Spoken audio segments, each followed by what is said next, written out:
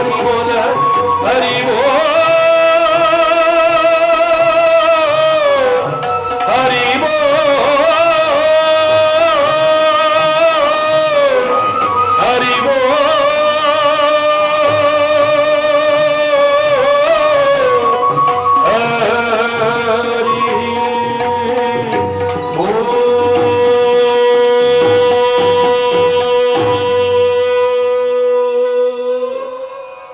हरि बोल जोर से बोलो हरि बोल और जोर से बोलो हरि बोल। जो भाव सृजन ना हमारे अंदर कर दे, कैसी भागवत है वो। जो हमारे गर्व को दूर ना कर दे, अधूरा है। सब अहंकार खत्म हो जाए। राजा परीक्षित ने सुनी है तो राजा बनकर के नहीं सुनी है, चरणों में बैठ करके सुनी है। जहां पर कोई नहीं, एक वक्ता है तो श्रोता है। भगवान शिव भी अगर सुनने जाते हैं, एक श्रोता बन करके बैठे हुए हैं। मेरे पवन पुत्र हनुमान जो ज्ञानी नाम अग्रगण्य है,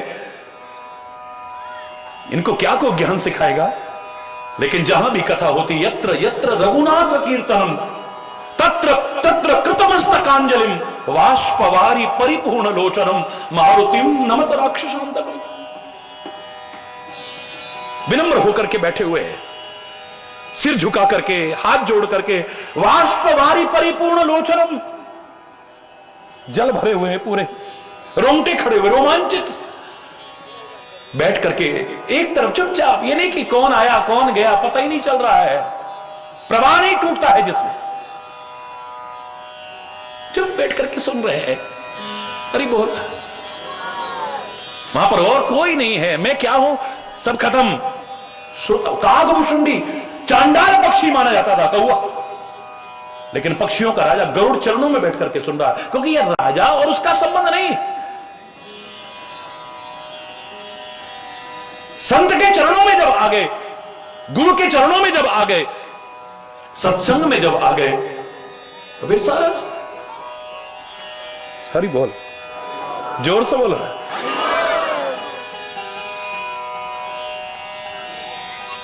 गर्व खत्म ना कर दे तो भागवत कहां से हुई पर अभी तक अहंकार बड़ा है। किसी को धन का अहंकार है, किसी को पद का अहंकार है, किसी को रूप का अहंकार है, किसी को जाति का अहंकार है, किसी को वैभव का अहंकार है। हरि बोल, हनुमान बनना पड़ेगा पहले, तब भागवत होगी, वरना नहीं हो सकती। मान हनन हो जाएगा, अभिमान हनन हो जाएगा, तब भागवत होगी प्रारंभ। याद करना, भाव सृजन कर दे, तरह तरह के भाव आने लगे, खो जाए आदमी भाव में। अगर मैं सुना रहा हूं कि बाल समय रवि भक्ष लियो, तो आप भी खो जाओ। आपके सामने एक दृश्य होना चाहिए। महाराज जी तो बोलते हुए होने चाहिए, लेकिन दृश्य क्या आना चाहिए, आहा मेरे पवन पुत्र हनुमान सूर्य की तरफ भाग रहे, उसे पकड़ रहे, भाव में खो जाए आदमी। और खाली खो ना जाए, उसके बाद जो संदेश दिया जा रहा है उसे भी सुने। इसका तात्पर्य है कि अपने अंदर ज्ञान का उजाला करो। अंदर ले जाने का तात्पर्य क्या है? आप पूजन में आके बैठते हो तो क्या कहते हो, ओम अपवित्रः पवित्रो वा सर्वावस्थांगतोऽपि यस्मरेत पुंडरीकाक्षम सवाय्यभ्यंतरः शुचि। अरे हम तो नहा धो के आए, शुद्ध वस्त्र पहन के आए, शुद्ध आसन में आते ही छींटा मार रहे हैं, काहे को भाई, अपवित्र है क्या हम? अरे यहां कहा बाहर से तो पवित्र हो गए, सवाह्य अभ्यंतर शुचि। बाहर से तो पवित्र हो गए, अब आंतरिक पवित्रता भी लेकर करके बैठोगे तब आनंद आएगा। है? और इसलिए संदेश दिया, ओम केशवाय नमः, ओम माधवाय नमः, ओम गुम। अब ये 3 बार आचमन करो, यानी पवित्रता को अंदर भी लेके जाओ। ऐसे ही सूर्य को अंदर ले जाना, यानी प्रकाश को अंदर ले जाना, ज्ञान को अंदर, बाल्यावस्था से हमारे अंदर हो कि हमारे अंदर ज्ञान होना चाहिए।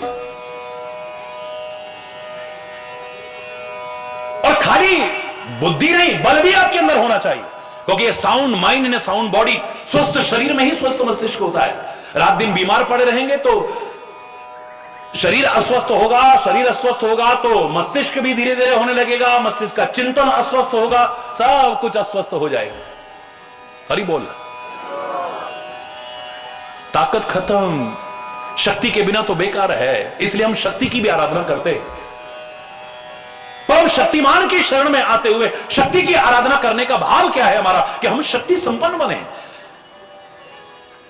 आंखों में शक्ति न रहे, देखने की आंख बेकार है, सुनने की शक्ति कदम कान बेकार है, कुछ करने की शक्ति न रहे, हाथ बेकार है, चलने फिरने की शक्ति न रहे, पैर बेकार है। मेरे शरीर में शक्ति न रहे तो मेरा शरीर बोलो ना बेकार, किसी काम का नहीं रहता, जीवित भी मृतक तुल्य हो जाता हूं। मेरे पुराणों ने शिव को भी शक्ति के बिना शव तुल्य कहने में संकोच नहीं किया है। जो एक ही मात्रा आती है शव में, एक ही मात्रा यानी शक्ति लगाते ही शिव बन जाता है। दावे से कह रहा हूं, आपके अंदर अगर शक्ति आ गई है तो समझ लेना कि आपका जीवन सुखी और समृद्ध होगा, खुशहाल होगा। और आज हर व्यक्ति को शक्ति संपन्न बनने की आवश्यकता है, और हर व्यक्ति से ही राष्ट्र बनता है। सभी शक्ति संपन्न होंगे तो मेरा राष्ट्र शक्ति संपन्न होगा और दुनिया की एक महान शक्ति बनकर के उभरेगा। किसी की हिम्मत नहीं होगी जो पीठ में छुरा घोंपने की कोशिश करते हैं। पड़ोसी बनकर के भी एक सैनिक हमारा छाती में गोली खा करके गौरव का अनुभव करता है, लेकिन हमारे पड़ोसी कहने को पाक पर नापाक हरकतें करते हैं, पीछे से आकर के गोलियां मारते हैं, हमारे सैनिकों की हत्या करते हैं। इतने पर सबर नहीं आता, उनकी गर्दन तक काट के ले जाते हैं, उनके अंगों तक से खिलवाड़ करते हैं, रोंगटे खड़े हो जाते हैं।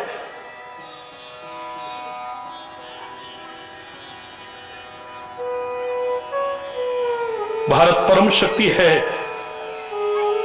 भूले हो, मेरा हनुमान भूला नहीं है, लेकिन हमें सिखाने के लिए कह रहा है कि मैं भी शक्तियों को भूल गया था एक दिन। जामवंत ने जब याद दिलाई तो मुझे शक्तियां आई। मेरे हनुमान का चरित्र कह रहा है कि ऐ संसार के मानव, तू शक्ति संपन्न है क्योंकि परम शक्तिमान की संतान है। तू भूला हुआ है, शापवश, अज्ञानतावश, मोहवश। इसलिए सत्संग की आवश्यकता है कि तेरे को फिर से एहसास हो जाए और तू अपनी शक्तियों को जागृत कर सके, शक्ति संपन्न बन सके, इस राष्ट्र को शक्ति संपन्न बना सके। जो हालात हो चुके हैं देश की, ये कोरी कथाएं भी कब तक, अगर राष्ट्र हमारा सुरक्षित नहीं, क्या हम कथा करेंगे, क्या प्रवचन करेंगे, हम क्या पूजा करेंगे, क्या पाठ करेंगे। हम राष्ट्र सुरक्षित है तो हम भी सुरक्षित हैं। ये सब कुछ अगर हो रहा है तो राष्ट्र की वजह से। विश्वामित्र को भी जाना पड़ा था श्री राम को लेने के लिए, क्योंकि ऐसे ऐसे लोग हो गए हैं जो यज्ञ भी नहीं करने देते हैं। आसुरी प्रवृत्तियां बढ़ती जा रही है। ये हम तभी तक तो कर पाएंगे अगर मेरा राष्ट्र सुरक्षित है। तो कुछ जयचंद हुए फिर पैदा, जब दुश्मन से मिलते, जब आग लगी भारत में उनके चेहरे खिलते, तरस न खाते, जश्न मनाते, अपनी जेबें भरते, अपने नीच कुकृत्यों से भारत मां को पीड़ित करते। जख्मी होकर भारत माता फिर से करा रही है। आजाद भगत सिंह बोस पुत्र गांधी को बुला रही है। ये गुलाम कर देंगे, था तुमने आजाद कराया, लाखों वीर सपूतों ने तब था रक्त बहाया। अरे कुछ सोचा है, सिर कश्मीर तो कब से कटा है मेरा। वो भारत मां कहने वाले, भारत मां की तस्वीर को देखा कभी? ऐसे लगता है सिर कटा हुआ है। आपकी भावनाओं का मैंने हमेशा सम्मान किया है, मैं कभी निरादर नहीं करता। जब भी मुझे मुकुट पहनाया मैंने कभी निरादर नहीं किया आपका, लेकिन साथ में इतना भी कहा है कि मेरे देश का मुकुट है मेरा कश्मीर, बस बस वो मेरे भारत के माथे पर सजता रहे, मुझे और किसी मुकुट की आवश्यकता नहीं।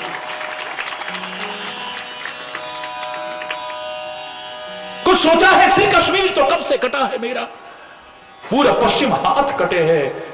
देखो भारत मां के उस नक्शे को, दाएं और बाएं ऐसे लगता है हाथ कटे हुए हैं। बंगाल की खाड़ी को देखो, इधर गुजरात को देखो। कुछ सोचा है सिर कश्मीर तो कब से कटा है मेरा, पूरा पश्चिम हाथ कटे हैं, सारा वस्त्र बढ़ा है मेरा। और ना काटो और ना बांटो और ना जख्म बढ़ाओ तुम, थोड़ी भी यदि लाज है बाकी, मुझ मां की लाज बचाओ तुम, भारत मां की लाज बचाओ तुम। हरि बोल।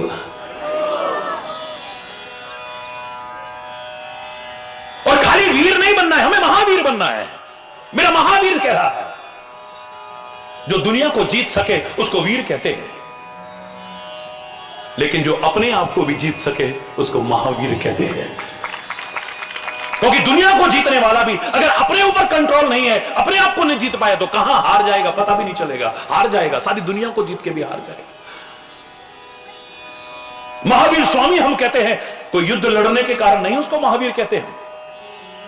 मेरे पवन पुत्र हनुमान को महावीर कहते हैं, लंका में आग लगाने के कारण नहीं, पर्वत लाने के कारण नहीं, राक्षसों का वध करने के कारण नहीं, काहे के कारण महावीर कहते हैं।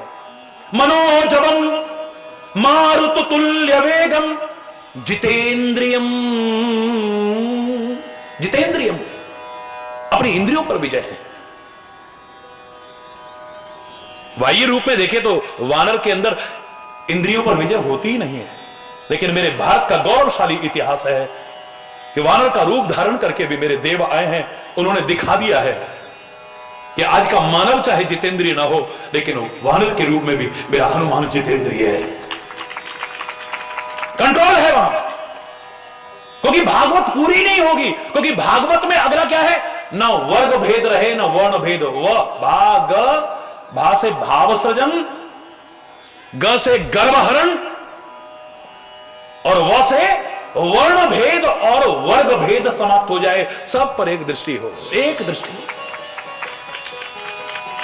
मैं सेवक सचराचर रूप स्वामी भगवंत। रामायण में हनुमान का भाव कहा है, क्या है, मैं सेवक सचराचर, क्योंकि मैं तो जहां देखता हूं मुझे उसके अलावा कोई नजर ही नहीं आता है।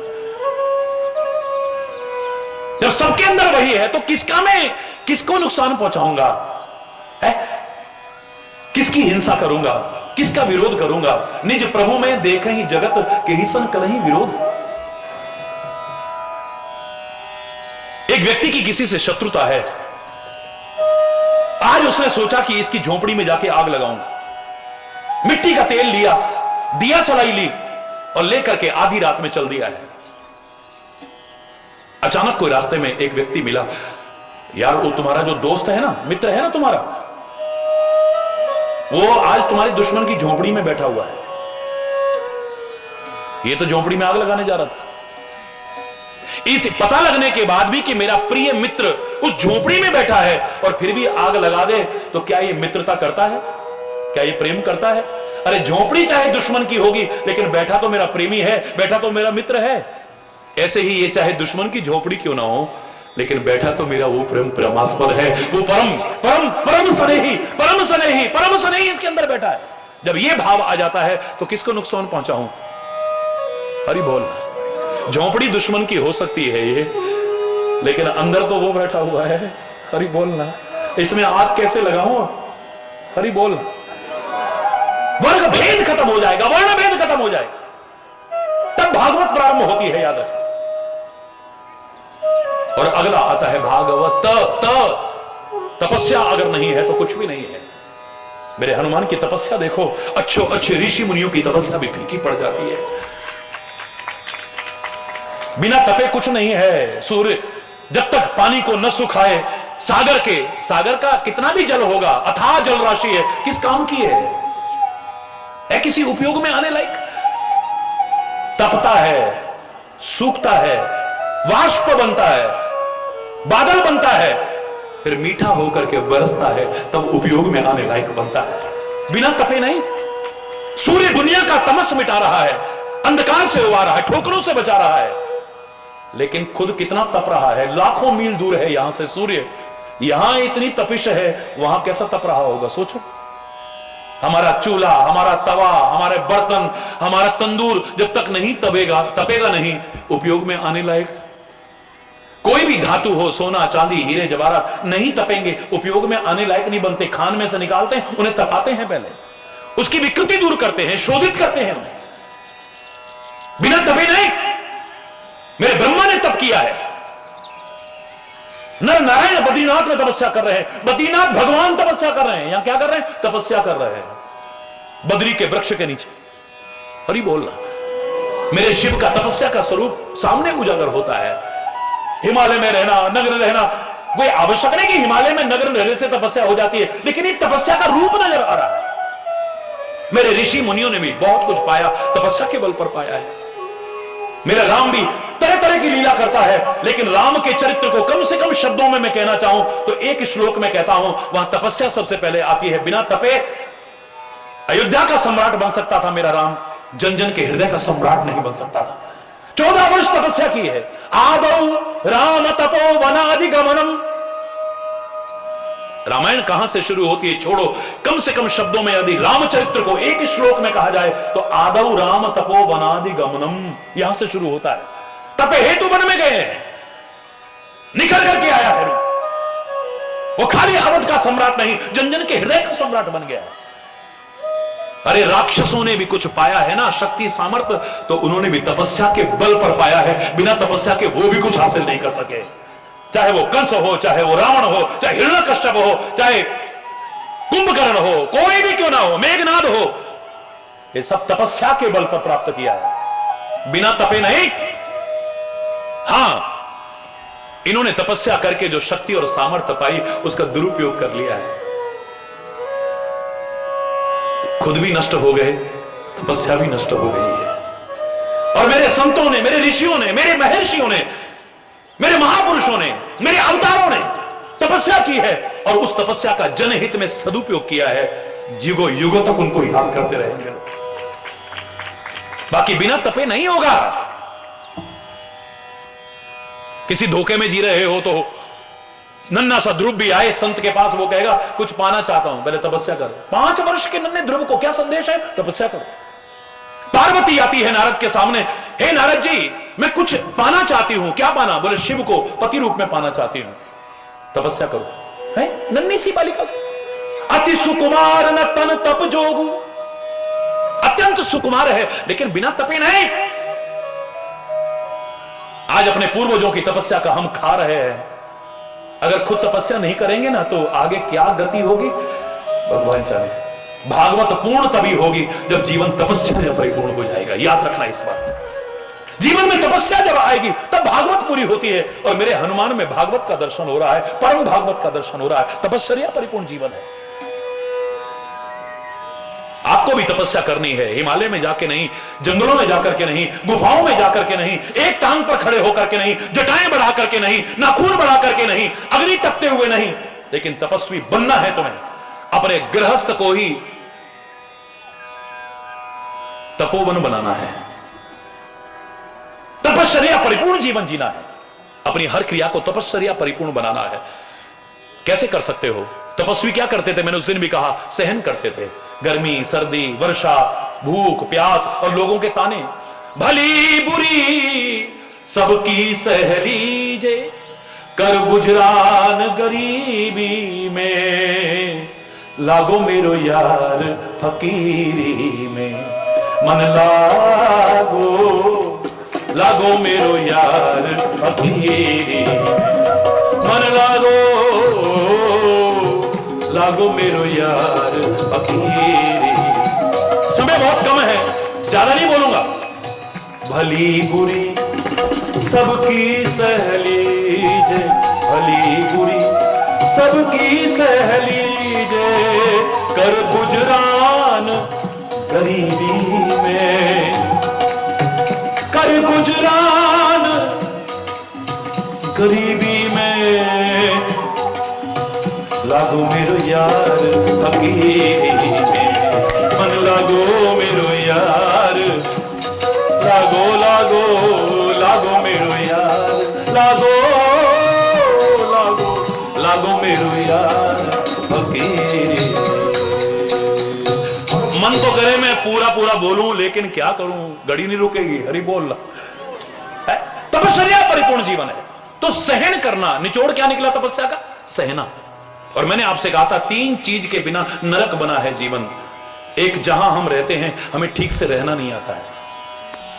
क्षमा चाहते हुए कहूंगा, चाहे घर में हो, चाहे मंदिर में हो, चाहे आश्रम में हो, समाज में हो, कार्यालय में हो, जहां रहते हैं हम, हमें ठीक से अगर रहना आ जाए तो यहां स्वर्ग है, यहां स्वर्ग।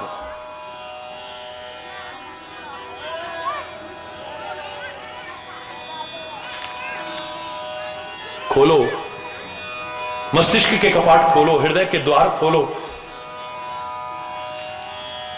उससे तो कहते हैं ना, उगड़दार देवा देहाची तिजोरी, भक्ति उगड़दार देवा। मैं पूरा नहीं सुना रहा, अरे बोल रहा। अरे तू अपने द्वार तो उघार एक बार। घूंघट के पट खोल रे, तोहे पिया मिलेंगे। बोलो ना, आवाज नहीं आई, जोर से बोलो।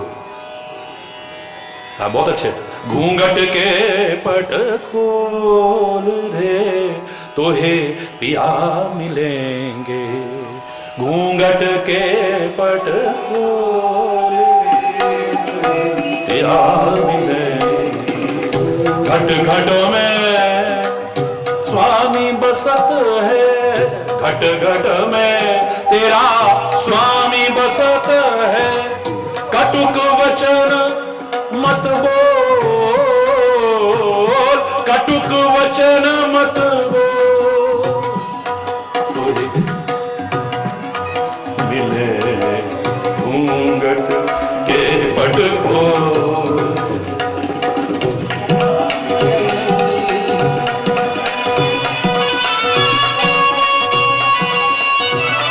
हरि बोल। उगड़दार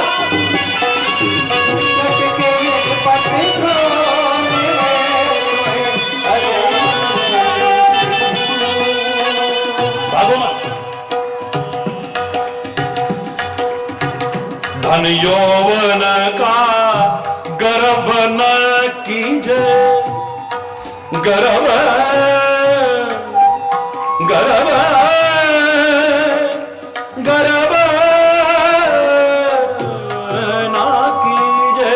धन यौवन का गर्भ न कीजे, धन यौवन का झूठा पचरंग चोर, झूठा पचरंग चोर, झूठा पचरंग चोर रे, तोहे पिया मिलेंगे। घूंघट के पट खोल रे, तोहे। दोनों हाथ उठा गए।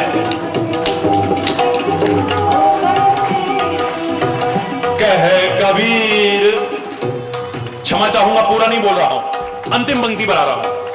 कह कबीर, कबीर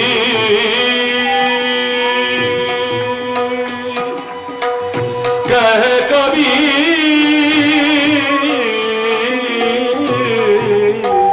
कह कबीर आनंद भयो है। कह कबीर आनंद भयो,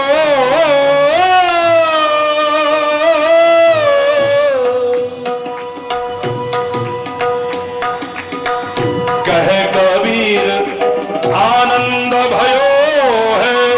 बाजत अनहद ढोल, बाजत अनहद ढोल रे, तोहे पिया मिलेंगे। घूंघट के पट खोल रे, तोहे पिया मिलेंगे।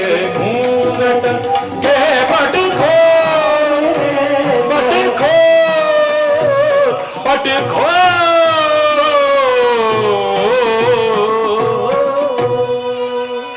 हरि बोल ना, हरि बोल, जोर से बोलो ना। हरि बोल।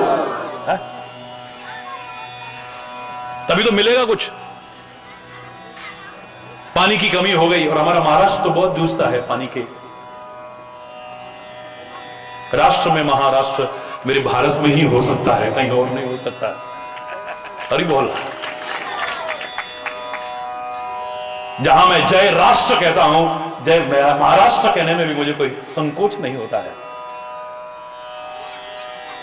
गौरवशाली भूमि है ये, गौरवशाली इतिहास की भूमि है ये, भक्तों की, संतों की, अमर शहीदों की भूमि है ये। हरि बोल। पानी का काल हो गया और अचानक उमड़ गुमड़ के काले काले बादल आए। कितने दिन से हमारे बर्तन झूठे पड़े हैं, झाड़ू पोंछा भी नहीं हुआ है।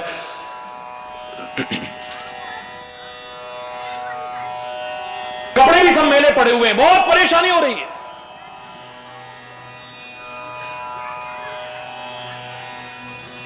बड़ी मन में संतुष्टि आई, ये घनश्याम आ रहे हैं, बरसेंगे तो कुछ राहत मिलेगी। हमने क्या किया, बहुत टाइम से आवश्यकता नहीं पड़ी थी, आज आवश्यकता थी हमें पानी की बहुत ज्यादा। घर के सारे बर्तन निकाल के छत में रख दिए।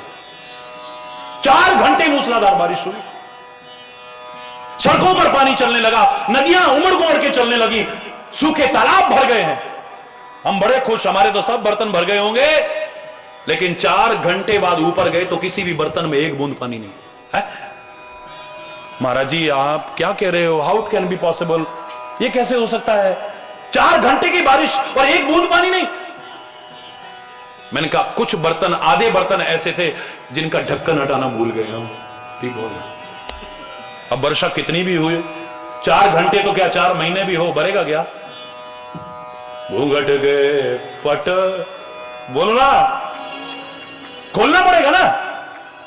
बंद करके रखा है 4 घंटे मूसलाधार, पानी पानी हो गया चारों ओर, लेकिन हमारे बर्तन सब खाली हैं। आधे बर्तन का ढक्कन हटाना भूल गए हम, और आधे में से काफी सारे बर्तन ऐसे थे उनको जल्दी जल्दी में, हड़बड़ाहट में उल्टा रखा है। और बोलो, उल्टी हो गई मती, उल्टा रख दिया है। अब उल्टे बर्तन में भी क्या भरने वाला है बोलो। यहां भी वर्षा हो रही है ना, वो वर्षा ना सही, ज्ञान की वर्षा हो रही है, कृपा की वर्षा हो रही है, अमृत वर्षा हो रही है, हरिनाम अमृत है। लेकिन कहां से भरेगा, यदि खुलेगा नहीं तो, यदि उल्टी मती है, कुमति है, तो कहां से भरेगा, नहीं बन सकता है कभी। और कुछ बर्तन ऐसे थे जो कभी उपयोग में नहीं आए थे, नीचे जंग लग गया, उनका तला गल गया था, जैसे तेज बूंद पड़ी वो छेद हो गया, उसमें जो भरा भी तो वो भी निकल गया। हरि बोल रहा। जिसमें आधार नहीं है, जिसने अपने जीवन का आधार नहीं बनाया। तुम राम को आधार बनाओ, कृष्ण को आधार बनाओ, शिव को आधार बनाओ, दुर्गा को आधार बनाओ, सदगुरु को आधार बनाओ, मेरे पवन पुत्र हनुमान को आधार बनाओ, ओम को आधार बनाओ। किसी को भी अपने जीवन का एक आधार जरूर बनाने की कोशिश करना। आधार रहित है कुछ नहीं आएगा। अपने आचरण को आधार बना लो, अपने कर्मों को आधार बना लो, अपनी भक्ति को आधार रहित। अरे बिल्डिंग कितनी भी बड़ी हो, धर धरा करके गिर पड़ेगी, रेत की बिल्डिंग की तरह गिर पड़ेगी, कितनी भी मजबूत बना ले, अगर आधार ठीक नहीं है तो वो महावीर है, क्योंकि जितेंद्रिय है। पहला तो कहा कि तपस्या से क्या निकल के आया, सहना। तो हमें 3 चीज आ जाए तो स्वर्ग यहां उतरे। जो मैं बात कहना चाह रहा था, हम जहां रहते हैं हमें ठीक से रहना नहीं आता है। दूसरा, अपनी बात को ठीक से कहना नहीं आता है। बोलो ना, अपनी बात ठीक से, हमारे मन में भाव बहुत अच्छे हैं, but expression is very poor. अभिव्यक्ति बहुत कमजोर है हमारी, हम कह नहीं पाते, तरीके से नहीं कहते हैं। हमारे ये जवान एक ऐसी है, ये अमृत भी घोल सकती है, जहर भी घोल सकती है। ये जवान है, तुम्हें ऊंचे से ऊंचा पद भी दिला सकती है और तुम्हें जूते भी पड़वा सकती है। ये तुम्हारा सम्मान भी करा सकती है, तुम्हारा निरादर भी करा सकती है। ये शांति का वातावरण भी पैदा कर सकती है और अशांति भी पैदा कर सकती है। वाणी एक अमोल है, जो कोई बोले बोल, हिये तराजू तोल के तब मुख बाहर खोल। कागा काको धन हरे, कोयल काको दे, एक मीठी वाणी बोल के जग अपना कर ले। मीठी वाणी बोल के सुख उपजे चहोर, सुख उपजे चहोर, वशीकरण एक मंत्र है, तज दे वचन कठोर। खीरा मुख सो काटी है, वो ककड़ी, खीरा खाया है आपने कभी? क्या करते हो? बहुत शीतल है, बहुत मीठा है, लेकिन क्या करे, इसका मुंह बड़ा कड़वा है, जबान बड़ी कड़वी है इसकी। तो क्या करते हैं, उसको पहले उसका मुंह काटते हैं, और कांटे पर नमक लगाना तो और भी खतरनाक है। काटने के बाद क्या करते हैं, उस पर नमक लगाते हैं, चाकू से बीनते हैं ऐसे, फिर उसे रगड़ते हैं, इतने पर सब्र नहीं आता, फिर काटते हैं, तब खाते हैं।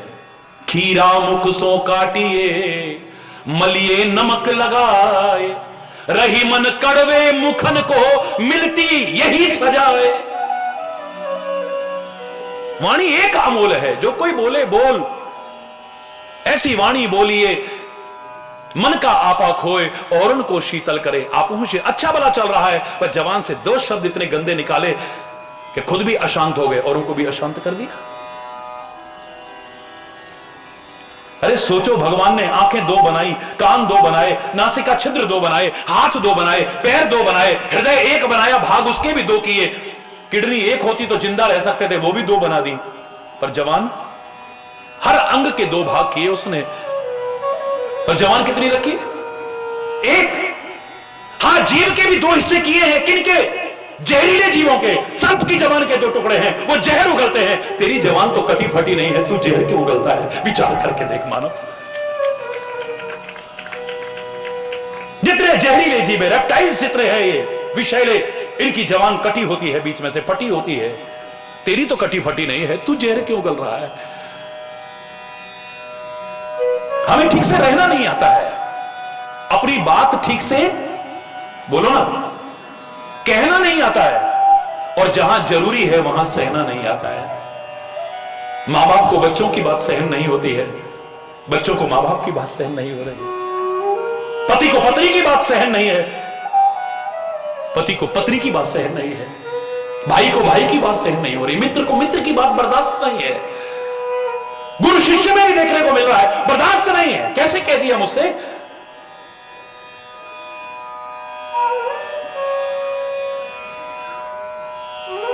जहां जरूरी हो वहां सहना आ जाए ना, तुम्हारा घर स्वर्ग बन जाएगा। दावे से क्या कहा? स्वर्ग तुल्य वातावरण होगा, यहां स्वर्ग उतर आएगा। उस स्वर्ग को किसने देखा है? जहां रात दिन कला है, कलेश है, अशांति है, मनमुटाव है, वैर विरोध है, घृणा है, वैमनस्यता है, कटुता है, विरोध है, वही नरक है। और जहां प्रेम है, शांति है, सद्भाव है, मेल जोल है, सुलूक है, सद्व्यवहार है, एक दूसरे को देख के खुश हो जाता है, एक दूसरे के दुख में सहयोग करने को तैयार हो जाता है, एक दूसरे की खुशी देख करके मगन हो जाता है, समझ लेना कि उस स्वर्ग को किसने देखा? यहां स्वर्ग उतर आया है। और ये तपस्या है। जितेंद्रिय कहा है हनुमान जी को, इतने में ही तपस्या उनका रूप उजागर होता है। अपनी इंद्रियों पर विजय करना सबसे बड़ी तपस्या है। आंख की तपस्या है ये कि क्या देखना चाहिए, कैसे देखना चाहिए, कब देखना चाहिए, कब नहीं देखना चाहिए। ये घृणा से भी देख सकती है, कामुकता से भी देख सकती है, क्रोध में भी देख सकती है, शांति में भी देख सकती है, करुणा और कृपा बरसाते हुए भी देख सकती है। मेरे भगवान शिव का कितना भयंकर रूप है, लेकिन आंखों से जो करुणा टपक रही है, दुनिया दीवानी हो गई है उसकी। कर्पूर गौरम करुणावतारम, करुणा के अवतार नजर आ रहे हैं। कितना भयंकर रूप है, लेकिन करुणा के अवतार नजर आ रहे हैं। इन आंखों से ही सब कुछ है। मुझे आंख से कब देखना है, कैसे देखना है, किसको देखना है, किसको नहीं देखना है। सीता के जीवन में गड़बड़ कहां से हुई? माया सीता के, हिरण को देख लिया, राम सामने और ध्यान हिरण की तरफ जा रहा है। इन आंखों पर कंट्रोल नहीं, इतनी बड़ी मुसीबत आ गई। फिर भी कहा, श्री राम माया सीता को माध्यम बना करके संसार के जीवों से कहना चाहते हैं, ऐ संसार के जीव, मुझसे दूर होकर के अगर तू सोने की नकली खाल तो क्या सोने की लंका में भी तुझे पहुंचा दूं, पर मेरे से दूर होकर के तू सुखी नहीं हो पाएगा कभी भी। ये आंखों की तपस्या है। भगवान तो परशुराम भगवान है साक्षात, हमारे दशावतार में प्रमुख अवतार हैं, उनका ऋण ये पृथ्वी कभी चुका नहीं सकती है। लेकिन पिता ने आज्ञा दी, जाओ मां की गर्दन काट दो रेणुका की। क्यों इतना विलंब हो गया, क्यों नहीं आई अभी तक तुम्हारी मां? ऋषि हैं, ध्यान लगा करके देखा, जल जीवों की क्रीड़ा करते हुए देख रहे हैं। ओ काट दो इसको। भगवान परशुराम काटें तो कोई बात नहीं, तुम मत काटना कभी भी, क्योंकि वो भगवान है। किसी का जीवन लेने की छूट उसको हो सकती है जिसमें जीवन देने की भी सामर्थ्य हो, याद रखना। और जिसमें जीवन देने की सामर्थ्य होगी वो कभी जीवन लेगा नहीं किसी का। हमारी निगाह में हमारे पड़ोसी जो नापाक हरकतें कर रहे हैं वो शत्रु राष्ट्र हो सकते हैं, लेकिन यहां डॉक्टर्स बैठे हुए हैं, इन डॉक्टर के सामने अगर वो पेशेंट आ जाए, पाकिस्तान का आ जाए, चाइना का भी आ जाए, उसका हृदय खोल रखा है, अरे ये तो पाकिस्तानी मार दें इसको, चाइनीज मार, कभी नहीं करेगा डॉक्टर, क्योंकि इसको जीवन देने की सामर्थ्य दी है परमात्मा ने। ये कभी जीवन लेने की कोशिश नहीं कर सकता, और जो लेता है वो डॉक्टर नहीं हो सकता। ये आंखें क्या देखना है, कब देखना है, कैसे देखना है, किसको देखना है, किसको नहीं देखना है, ये तपस्या है आंख। भागवत अधूरी है, तपस्या नहीं है तो याद रखना। कोई आवश्यकता नहीं, जंगलों में जाओ, हिमालय में जाओ, एक टांग पर खड़े रहो, अग्नि से कोई आवश्यकता नहीं है, यहां पर होगी तपस्या। इन कानों से क्या सुनना है, क्या नहीं सुनना है, किसकी संगति में बैठ करके सुनना है, कैसा फिल्टर लगा के सुनना है। हरि बोल। भद्रम कर्णेभिः शृणुयाम देव, भद्रम पश्येमाक्षभिर्यजत्र, भद्रम कर्णेभिः शृणुयाम देव, कानों से भद्र भद्र सुने हम। भद्रा मारुति की शरण में रह करके तो कम से कम ये सीख ले हम लोग। हरि बोल। भद्रम कर्णेभिः शृणुयाम, कानों से हम भद्र भद्र यानी अच्छा अच्छा सुन, और अच्छा अच्छी संगति में बैठ करके सुन सकते हैं, बुरी संगति में बैठ करके कभी नहीं सुन सकते हैं। कान में पहले एक आभूषण ऐसा है हर कोई पहनता था, नारी भी पहनती थी और पुरुष भी पहनते थे, उसे कर्ण फूल कहते थे, कुंडल कुंडल जिसे कहते हो आप। हरि बोल। कर्ण फूल कहते हैं इसे, और कर्ण फूल का तात्पर्य कान में फूल जैसी बातें आए, अच्छी अच्छी बातें आए, ऐसा प्रयास करने की कोशिश करना, ये कान की तपस्या है ये। हरि बोल। इस नासिका से क्या गंध लेनी चाहिए और क्या नहीं लेनी चाहिए ये आ जाए, फिर शराब की गंध नहीं लेगी, नशीले पदार्थों की गंध नहीं लेगी, मांस की गंध नहीं लेगी। इस नासिका से क्या गंध लेनी है और क्या नहीं लेनी है ये अगर आ जाए, मैं चैलेंज करके मेरी नाक भी तपस्वी हो सकती है। इन आंखों से क्या देखना है, क्या नहीं देखना है, कब देखना है, किसको देखना है, किसको नहीं देखना है, यह आंख की तपस्या है। इन कानों से क्या सुनना है, किसकी संगति में बैठ करके सुनना है और क्या नहीं सुनना है, कैसा फिल्टर लगा के सुनना है। सार सार को ग्रहण करे, धोता दे उड़ाए, ये मेरे कान की तपस्या है। ये इन नासिका से क्या सूंघना है और क्या नहीं सूंघना है, ये नाक की तपस्या है। ये इस मुख के द्वारा क्या भक्षण करना है और क्या भक्षण नहीं करना है, ये खाने लायक है, ये खाने लायक नहीं है। भोजन स्वाद हो, मेरा कोई विरोध नहीं है, लेकिन मेरे मन पर, मेरे विचारों पर, मेरे जीवन पर कैसा प्रभाव डाल रहा है यह ज्यादा महत्वपूर्ण है। शरीर के लिए भोजन बना है, भोजन के लिए शरीर नहीं बना। शरीर भोजन के लिए, शरीर के लिए भोजन बना है, भोजन के लिए शरीर नहीं की। हरि बोल। इस जवान से क्या बोलना है, कब बोलना है, कितना बोलना है, कैसे बोलना है, अगर आ गया, मैं कह रहा हूं ये जीव जैसी तपस्वी और कोई नहीं हो सकती। कितनी बड़ी तपस्या है, लाख वर्ष की तपस्या करके भी ऋषि मुनि, जरा किसी ने दुर्व्यवहार किया, क्रोध में आकर के शाप दे दिया, उसको नष्ट नहीं किया, अपनी तपस्या को भी नष्ट कर दिया। एक जीव ऐसी है, कभी ध्यान देना इस पर, ये बुरा करने वाले का भी कभी बुरा नहीं चाहती है, जबकि इसमें शक्ति है, सामर्थ्य है। ये दांत उसे काट दे, लहूलुहान कर दे। ये जीभ चाहे तो दो शब्द ऐसे बोलेगी, बत्ती सी तोड़वा देगी 2 मिनट में, खोपड़ी फुड़वा देगी 2 मिनट में। लेकिन नहीं, दांत के प्रति, काटने वाले के प्रति भी कोई दुर्भावना नहीं है इसके मन में, कभी नहीं। बल्कि दांत में जब दर्द होता है, और कोई नहीं, सबसे पहले जीभ सहलाने आती है। घबरा मत, ठीक हो जाएगा, ठीक हो जाएगा। कमाल है कोई ऐसा तपस्वी? चैलेंज है मेरा, जिसने काटा, जिसने लहूलुहान किया, उसको सहला रही है, जरा सा दर्द आया, इसमें कुछ कण फंस जाए, तिनका फंस जाए, जब तक न निकले से चैन नहीं मिलता जीव को। सड़न पैदा हो जाएगी, इंफेक्शन हो जाएगा, दांत खत्म होने लग जाएगा। नहीं नहीं नहीं, उसे बचाने की कोशिश करती है। वाह, बड़े बड़े तपस्वियों को भी मैंने ऐसा नहीं देखा। और ऐसी जो बन जाए ना तपस्विनी, इस जबान से जो निकलेगा वो सच होकर के रहेगा। महाराज जी ने ये बोला, देखो सच हो गया। फलाने संत ने ये बोला, सच हो गया। फलाने महापुरुष ने ये बोला, ये सच हो गया। फलाने ऋषि ने बोला, ये सच हो गया। क्यों? तेरी जबान का भी सच हो सकता है, क्यों नहीं हो सकता है? इस जीव की तपस्या को भंग मत करो, तुम्हारी जबान में ताकत आएगी। तुम जो बोलोगे वो ताकतवर होगा, उसका प्रभाव पड़ेगा। और मैं चैलेंज करके कहता हूं, इससे जो निकलेगा वो सत्य होकर के रहेगा। होता आपका भी है, कितनी बार होता है। देखा मैंने कहा था ना, देखा मैंने कहा था ना, कितनी बार आप भी कहते हो भाई, मैंने बोला था ना, और देखो ठीक हो गया। वही हुआ ना जो मैंने कल कहा था। आपके साथ भी ऐसा होता है। ये 24 घंटे में पता नहीं जबान से कब सच्ची बात निकल जाती है। इसलिए हमेशा अच्छा अच्छा बोलो, इस जीव की तपस्या को भंग मत करो। मैं चैलेंज करके कहता हूं, कभी कभी तो क्या, आपकी जबान से जो निकलेगा वो सत्य होकर के रहेगा, कभी असत्य नहीं होगा। ये 3 अंगों में प्रकृति ने कठोरता नहीं दी है।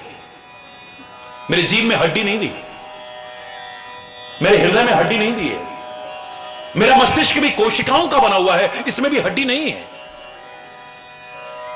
यानी परमात्मा नहीं चाहते कि मेरी जीभ में कठोरता आए, परमात्मा नहीं चाहते कि मेरे हृदय में कठोरता आए, परमात्मा नहीं चाहते कि मेरे मस्तिष्क का चिंतन कठोर हो जाए। प्रकृति ने जैसा बनाया है इन्हें प्राकृतिक रूप में, बस इसके उस प्राकृतिक स्वरूप को बनाए रखना। तुम्हारी जबान का भी निकला हुआ हर वाक्य सत्य होगा, दावे से कर। ये तपस्वी बन जाएगी। आंख तपस्वी बन सकती है, कान तपस्वी बन सकते हैं, नासिका तपस्वी, मुख तपस्वी बन सकता है, हमारी वाणी तपस्वी बन सकती है, मेरे हाथ तपस्वी बन सकते हैं। इन हाथों से क्या करना है, क्या नहीं करना है, जो करने आया हूं वो कर रहा हूं, नहीं कर रहा हूं, जो कर रहा हूं इसका परिणाम क्या होगा। जो नहीं करना है वो ना करें, ये जो करना है वो करें। मैं चैलेंज करके, हाथ तपस्वी बन जाएंगे आपके। मैं कल भी आपसे कहा, बात बात में हाथ उठाए, हरि बोल। अरे लाखों लाखों की भीड़ में सारा दिन कितनी जगह पर महाराज जी हाथ उठवाते, काहे के लिए उठवाते हो बार बार? जय जय श्री राधे। क्यों? क्या काउंटिंग करते हैं कितने लोग आए हैं यहां पर? नहीं, प्रकृति का स्वरूप समझा रहा हूं आपको। प्रकृति ने हमारे पांव जमीन पर रखे हैं, लेकिन मेरा मस्तिष्क ऊंचा बनाया है। यह कह रही है प्रकृति कि अपने मस्तिष्क के चिंतन को हमेशा ऊंचा रखना, कभी नीचा मत करना। रहो इसी दुनिया में, तेरे पांव जमीन पर है लेकिन तेरी आंखें ऊंची बनाई है। इन आंखों से सबसे ऊंचे वाले को देखने की कोशिश करो, यानी ऊंचा ऊंचा, अच्छा अच्छा देखना, कभी बुरा मत देखना कभी भी। तेरे कान ऊंचे बनाए हैं, पैर जमीन पर है, बहरे बनकर के ऊंचा नहीं, यानी ऊंची ऊंची बातें सुनना, नीची बातें मत सुनना, इससे कभी भी निकृष्ट बातें मत सुनना। ये परमात्मा चाहते हैं, ये प्रकृति चाहती है। तेरे पैर जमीन पर है लेकिन तेरी जबान ऊंची करके रखी है। इन जबान से ऊंची बातें, अच्छी बातें बोलना, कभी नीची और निकृष्ट बातें बोलने की कोशिश मत करना। कभी तेरे पांव जमीन पर है लेकिन तेरा हृदय ऊंचा बनाया है, इस हृदय में भावनाएं ऊंची लाना, कभी नीची भावनाएं मत लाना। तेरे पांव जमीन पर हैं लेकिन हाथ तेरे ऊपर बनाए हैं, और हरि चैतन्य जैसे आकर के और ऊंचा करवाते हैं। हरि बोल। यानी इन हाथों से ऊंचे ऊंचे कर्म करना, कभी नीचे कर्म करने की कोशिश मत करना। जहां एक और ये आता है कि ऐ परमात्मा, हम तेरे को सरेंडर कर रहे हैं, हैंड्स अप, गुंडा कह दे, डकैत कह दे, लुच्चा लफंगा कह दे तो कर देते हो ना, जब बंदूक रख देता है और पिस्टल रख देता है, हैंड्स ऑफ।